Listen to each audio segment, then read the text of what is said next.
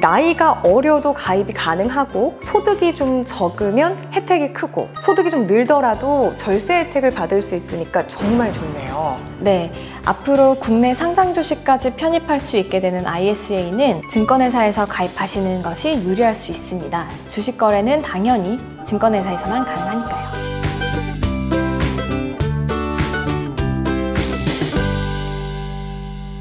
안녕하세요. 여러분들의 성공적인 재테크를 도와드리는 삼성증권 양수진입니다. 오늘의 주제는 그 누구도 피할 수 없는 세금입니다. 세금 납부는 누구나 반드시 지켜야 할 의무인데요. 피할 수는 없어도 줄일 수 있는 방법이 있다고 합니다. 바로 ISA를 활용하는 방법인데요. 오늘은 이 ISA는 무엇이고 또 어떻게 사용하면 되는지 삼성증권의 정수정 선임님과 함께 이야기 나눠보도록 하겠습니다. 안녕하세요. 안녕하세요. 네, 선임님, 이 ISA 자세히 설명 부탁드립니다.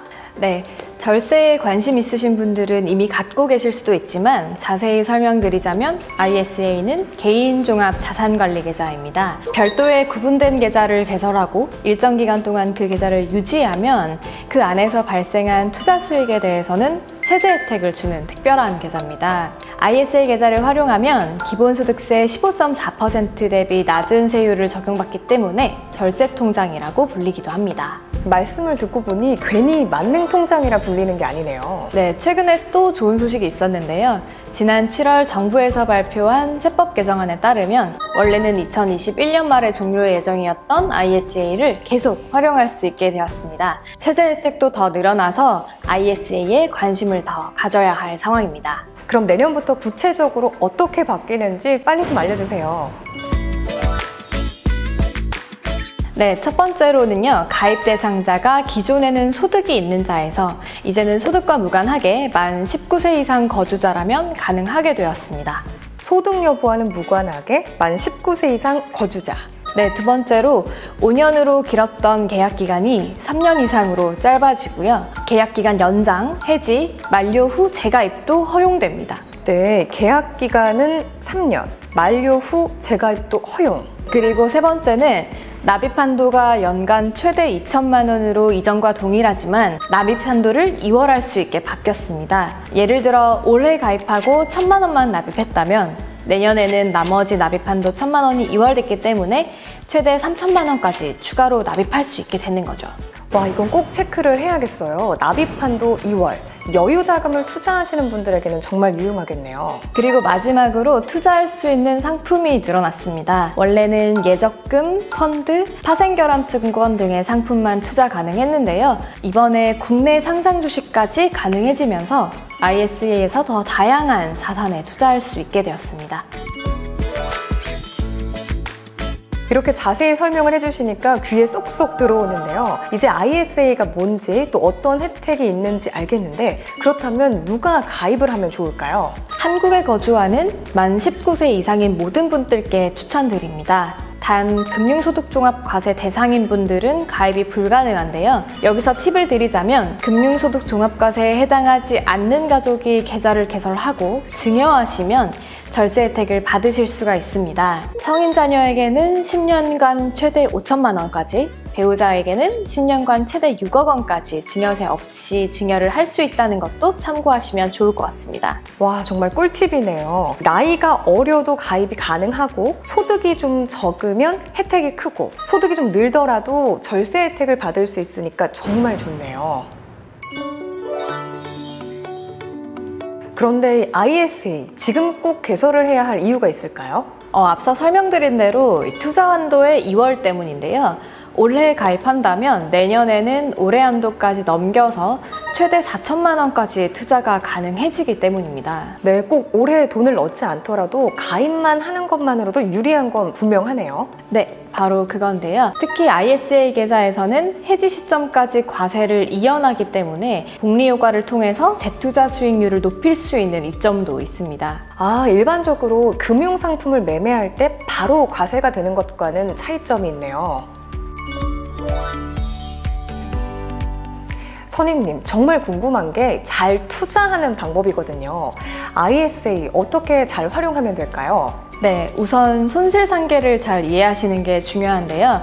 ISA에서는 계좌 안에 있는 서로 다른 상품들의 수익과 손익을 합산해서 과세 대상 수익을 계산하기 때문입니다. 특히 앞서 말씀드린 것처럼 ISA에서 주식을 투자할 수 있게 바뀌는데 수익과 손실 위험이 큰 주식을 ISA에서 투자한다면 손실 상계를 통해서 세금을 줄이는 데 유리합니다. 국내 상장 주식을 장기간 거래하실 분들이라면 당연히 ISA 계좌를 이용하는 게 좋으실 것 같습니다. 국내 주식 거래를 한다면 ISA를 활용한다. 꼭 체크해 놓을게요. 네, 그리고 ISA에서는 수익의 200만 원까지는 비과세, 초과분은 9.9%로 분리과세되기 때문에 전략적으로 금융투자소득이 발생되는 금융상품 위주로 편입하신다면 절세에 큰 도움이 되실 것 같습니다.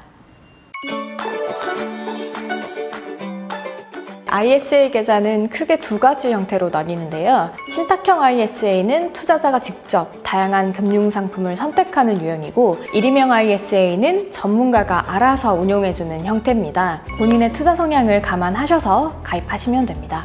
그럼 저는 복잡한 건 싫으니까요. 일임형 ISA로 개설하러 가야겠어요.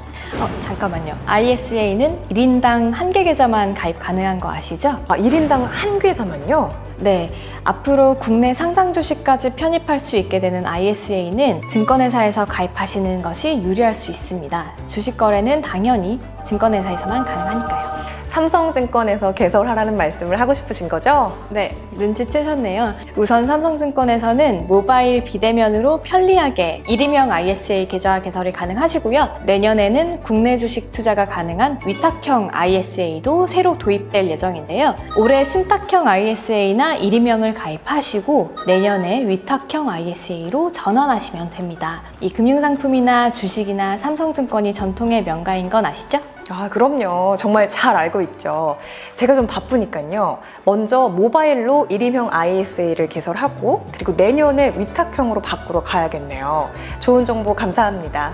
네, 오늘 정수정 선임님과 함께 ISA에 대해 심도 깊게 알아본 시간, 여러분들은 어떻게 보셨나요?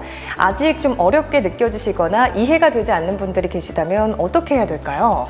네, 더 궁금하신 점이 있으시다면 언제든지 삼성증권 지점에 방문해 주시면 여러분의 궁금증을 더 상세히 풀어드리도록 하겠습니다. 그리고 과세 기준 및 과세 방법은 향후 세법 개정 등에 따라서 변동될 수 있다는 점도 유의해 주시면 좋을 것 같습니다.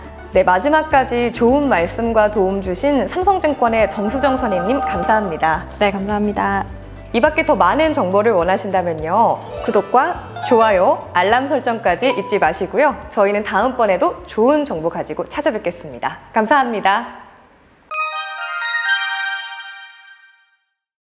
당사는 이 금융투자 상품 계좌에 관하여 충분히 설명할 의무가 있으며 투자자는 투자에 앞서 그러한 설명을 충분히 들으시기 바랍니다. 금융투자 상품은 예금자 보호법에 따라 예금보험공사가 보호하지 않습니다. 금융투자 상품은 원금 손실이 발생할 수 있으며 그 손실은 투자자에게 귀속됩니다. 펀드를 취득하시기 전에 투자 대상, 보수, 수수료 및 환매 방법 등에 관하여 투자 설명서를 반드시 읽어보시기 바랍니다. 이 개인종합자산관리 계좌에 편입된 금융상품 중 예금보호 대상으로 운영되는 금융상품에 한하여 예금자 보호법에 따라 예금보험공사가 보호하되 보호한도는 금융상품을 판매한 금융회사별로 귀하의 모든 예금보호 대상 금융상품의 원금과 소정의 이자를 합하여 1인당 최고 5천만 원이며 5천만 원을 초과하는 나머지 금액은 보호하지 않습니다. 이 계좌 내 금융투자 상품은 원금 손실이 발생할 수 있습니다. 의무 납입기간 내 해지할 경우 소득세 일반 과세 등의 불이익을 받게 됩니다. 계약 유형에 따라 신탁보수, 일임수수료 등이 추가로 발생할 수 있습니다. 과세 기준 및 과세 방법은 향후 세법 개정 등에 따라 변동될 수 있습니다.